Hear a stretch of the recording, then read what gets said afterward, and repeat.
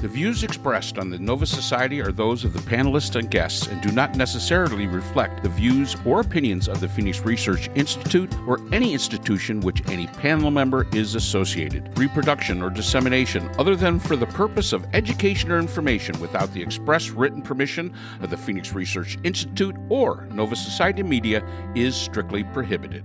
We'd like to welcome everyone back to the Nova Society, and today we are again going to be changing it up a little bit. I'll be your host, Dr. Mark Bound, and I am here with my guest, Dr. Brooklynn and Weldon.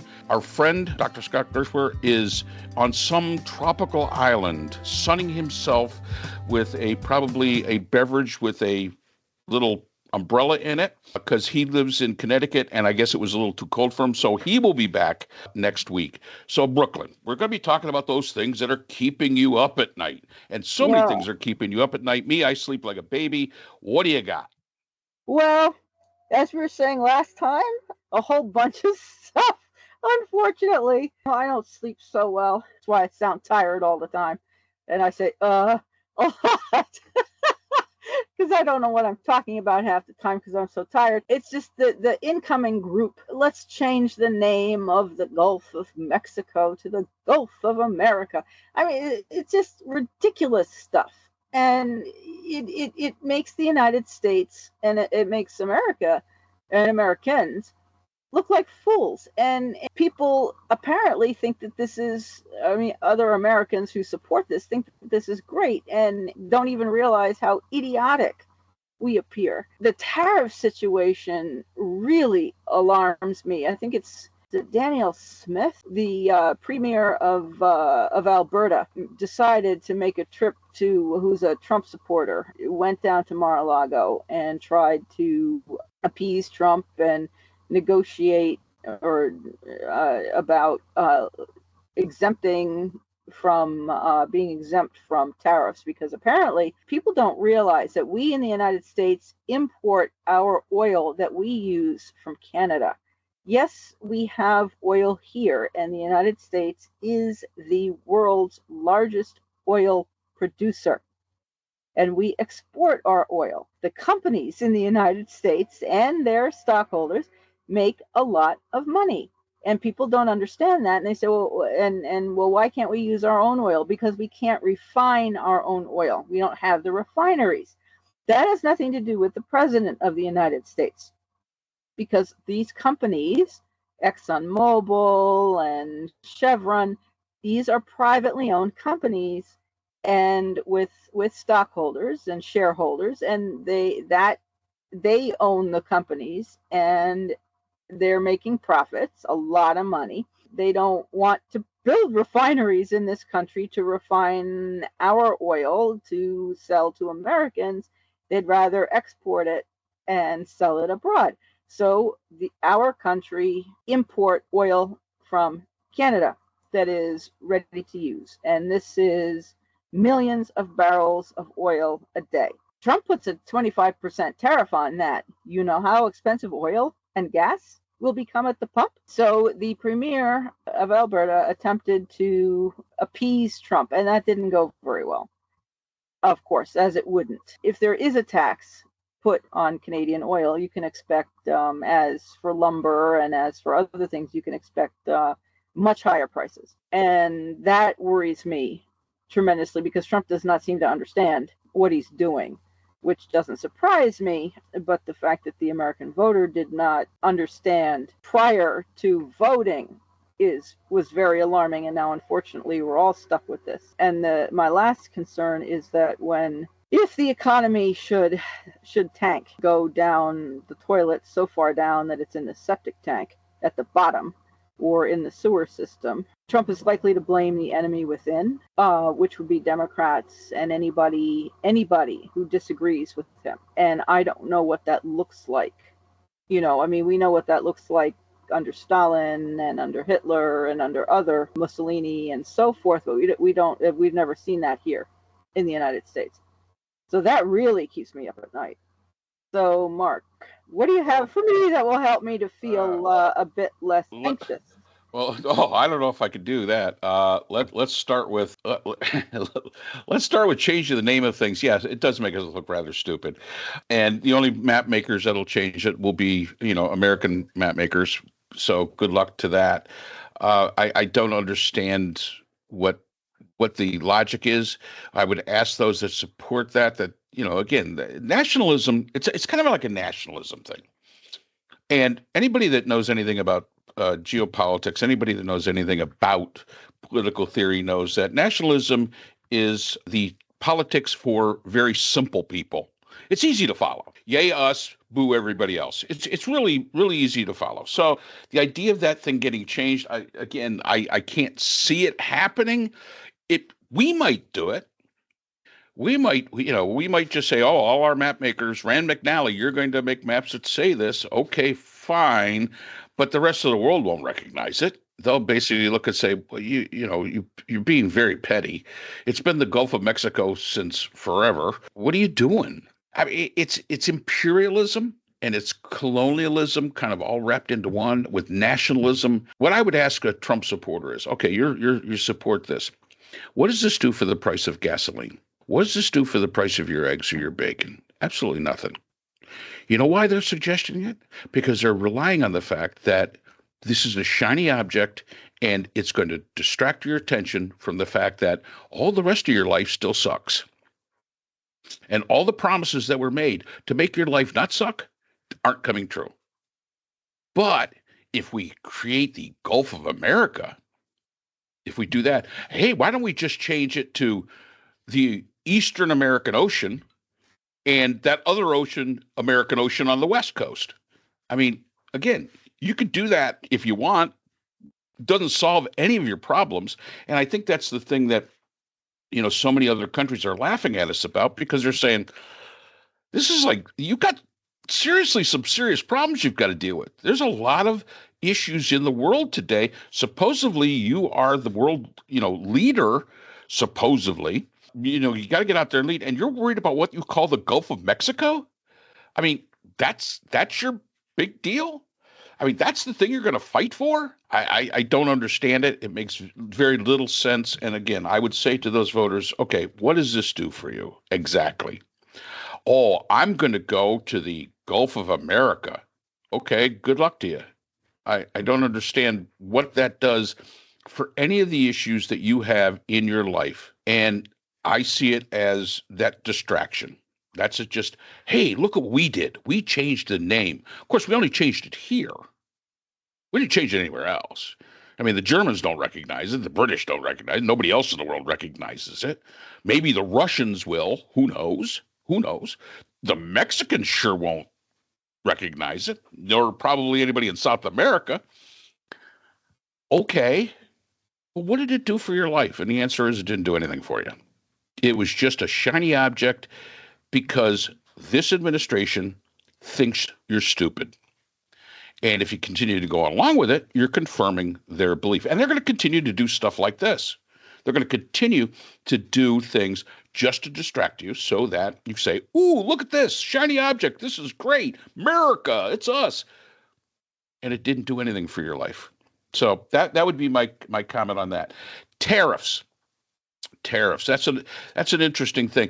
A lot of people don't get it. Tariffs are an interesting concept. Tariffs are usually those things that are used, like when the United States was first starting out. We had a lot of tariffs here because we wanted people to support industry and goods coming from the country because that helped us build our wealth.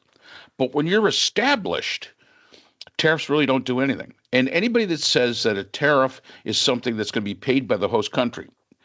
Okay, so here's the scenario I can give you about tariffs. Brooklyn makes pencils, and Brooklyn makes pencils in China. And the cost of Brooklyn to make that one pencil, and I'm going to kind of give you numbers here only to make it easier to follow along with. Brooklyn makes that pencil for $3. She ships it over here and sells it in the United States. Cost her about $2 to ship it over here, and she sells that pencil for $10. Okay, Brooklyn's making $5 per pencil. Yes, and I know pencils don't cost $10, but anyway, again, it's just an example. Scott Gershwer makes pencils here in the United States. Now remember, it costs Brooklyn $3 and $2 to ship it. Scott, when he makes his, because he's got to pay American wages as opposed to Brooklyn, who only pays Chinese wages, basically he can make one for $6, which is more, costs him more than Brooklyn to make it and ship it. But he's going to undercut Brooklyn because he wants you to buy his pencil. So he sells his pencil for $9. Okay, perfectly fine. So he's beating out Brooklyn's $10 pencil. Tariff comes on, 20%. 20% tariff. And the tariff is on the cost of the good, not how much it costs you to make, but the cost on the good.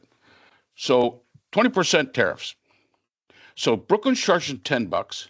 That means that Brooklyn's pencils now cost $12. So Brooklyn says, wait a minute, I can't have that. I still want to make my $5. I'm going to change over and I'm going to charge $15 for the pencil. Now, Scott says, now, this is where it gets kind of like, don't think that everybody's going to act in your best interest. Scott says, hey, I'm not getting tariffed. Cost me $6 to make the pencil. I see an opportunity here. Brooklyn has to charge 15. I'm going to charge 14. Now my profit went from $3 a pencil at $9 to $8 a pencil at $14. Scott's doing a lot better. Scott's making more money. It's great. Those American pencils are flying off the shelf because they're cheaper. But who's buying the pencil? Me. So a pencil that I could have paid $9 for or $10, I now have to pay 14 for. So the cost is thrown up. I'm paying for the tariff in the end. And that's the way tariffs work. And people just cannot. And I'm no economist. I still think economists are kind of like weathermen. It's all wizardry, and you can be wrong 50% of the time and still, keep your job. But the fact is that tariffs are a pretty simple concept. This is how tariffs are distributed out. So, I mean, and there's just no argument onto that. So the tariffs, a lot of people simply did not understand because we don't have the ability to critically and analytically think and to actually pay attention to what we're being told. Oh, tariffs. China's going to pay it. China isn't going to pay for it. You, the consumer in the United States, is going to pay for it. That's all there is to it. Because those companies in the United States are not going to say, oh, well, we're going to leave my pencil at $9. I'm going to accept the fact that I'm only making $3 a pencil. I'm going to raise my price. I'm still going to undercut Brooklyn and her Chinese pencil, but I'm just not going to do it as much.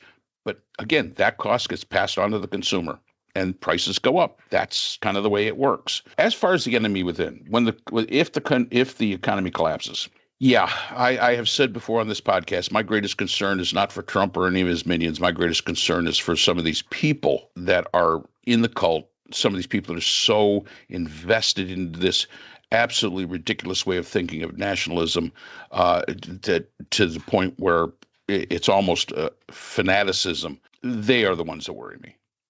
I mean, you see some instances where people take the law into their own hands. They blame somebody for whatever. And we have become a country of great grievances. There's a very large section of the population has a lot of grievances against everything. And in their mind, it's not their fault. It's not their fault. And in a lot of cases, and I think you brought this up last time, it's the idea of the American dream. There was no American dream. That's a fantasy. That is sunshine, rainbows, and unicorns. The United States was not created when it was first founded on the American dream. It was created on hard work, accepting responsibility. It was on citizenship to your community, which always benefited you as well. Let's remember, a lot of people say, well, it's all about me, the rest of the community. The heck, when your community thrives, you thrive. And we've forgotten that. If there ever was an American dream or a true American philosophy, that is what it should have been. And that's what we should go back to. Because as I say, when your community thrives, you usually get pulled along with it. And yes, I am concerned about who people will blame, because the last person they're going to blame is themselves. The electing of Trump, I'm sorry, don't cry to me about it. I didn't do it. You did this, and the fact is that now you got to live with it. And if your life is worse, it's nobody's fault but your own. You were the one that cast that vote, and that's perfectly fine. You made the decision. But we have to accept the responsibilities for the decision we make. And the Americans seem to be very bad at that anymore. We just don't want to accept responsibility for those decisions that we make. I know that didn't help at all, but hey. Well, yeah, but it's the honest answer, which I mean is true, and I didn't vote for it either. But we all have to live with it. I don't know. I mean, I don't have I don't have an answer. And as we know from our conflict studies, very often the more a person is pressed once having taken a position, the more that person tends to hold on to that position. And Trump never admits that he's wrong. He's always right, and it's always somebody else's fault. My concern is that if he is urged by aides or anyone else to alter his thinking, and change his position and do something else, he's not going to. So maybe he can say, well, I put a tariff on, even if he didn't, something like that, and declare victory. That will, like with the wall, oh, I built it even though it's not there. It's like a Potemkin village. Maybe that will be enough. But I don't know. I mean, there seems to be certainly something greatly amiss with his mental state, and that is an enormous concern. The Congress doesn't seem to be doing anything except nodding and saying, yeah, we'll do whatever you want, which is not what they're there for either. So there seems to be no responsible adult anywhere, and that's another concern that I have. Yeah, the Congress is not supposed to be there to just, fall to the whim of the president. I mean, you're right. But the fact is that may be the state that we're in right now. Everybody says, well, we've got to put up with this for 4 years. I say we're probably going to have to put up for 2, hopefully only 2, because this Congress, the House of Representatives in 2 years could be easily elected out, which is fine. The Senate, not so much, but there's still going to be seats coming up in 2026. So we'll see how that plays out.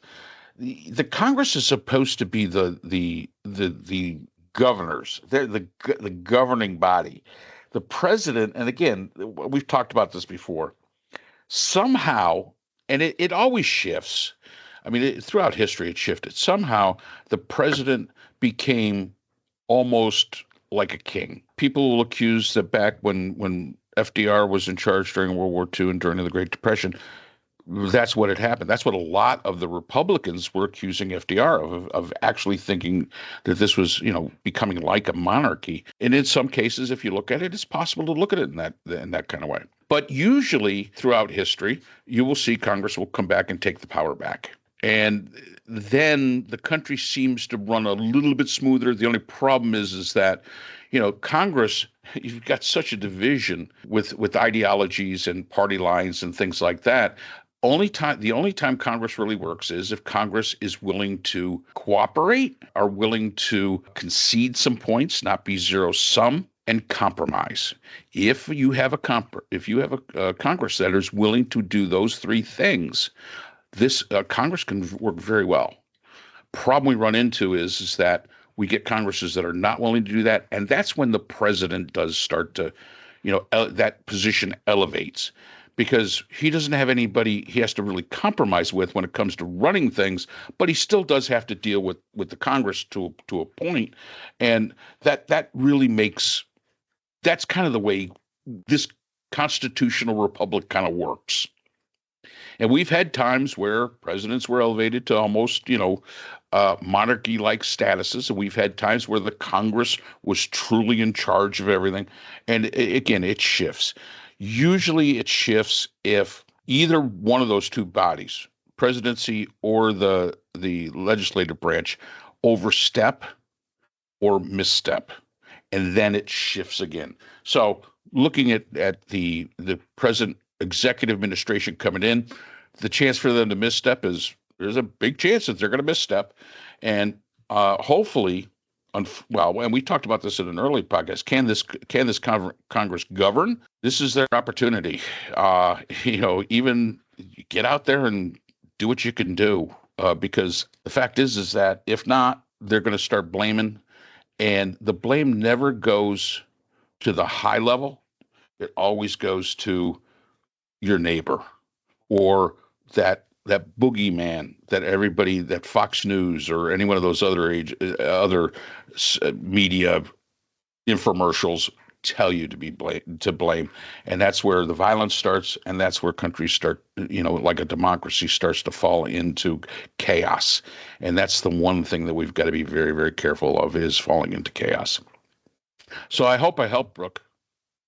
Yeah, you did. The only bright spot that I see is that the Supreme Court upheld Trump's conviction, and Trump, for example, cannot go to Canada, like for the G7 meeting, because he's a convicted felon. He cannot enter Canada.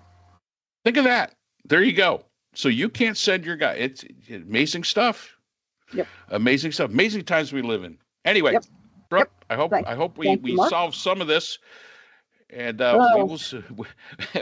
Scott will be back next time, and we will see you all again next time on the Nova Society. The Nova Society is a production of Nova Society Media, a division of the Phoenix Research Institute. We'd like to thank our production partners, Buzzsprout, who hosts the Nova Society, Audacity, our editing partners, Apple iTunes, the largest source of podcasts and music on the internet, Spotify, the most popular platform for the Nova Society, and iHeartRadio, your source for all things music and podcasting. The Nova Society is available on all of these and other quality platforms listed in our description. We'd also like to thank all of our listeners. Without your support, the Nova Society would not be possible.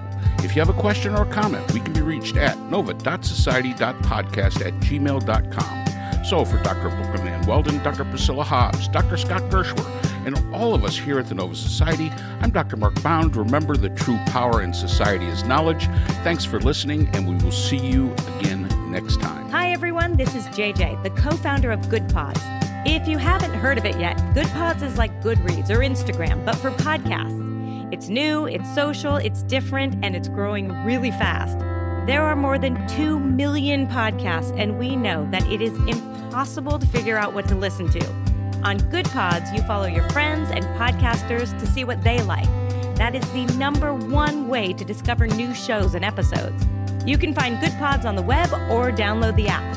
Happy listening!